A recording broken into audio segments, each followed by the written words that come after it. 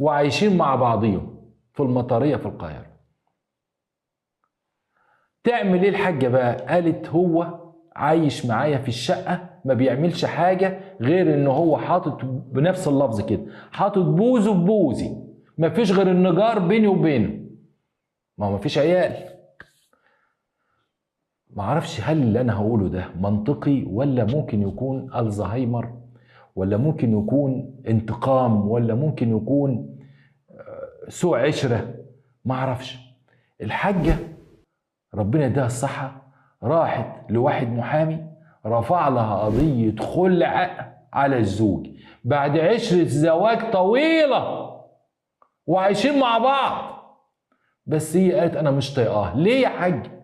عايزه تخلعيه ليه؟ الراجل على المعاش، عايزه تخلعيه ليه؟ ده هو عايش معايا مش عشان بيحبني،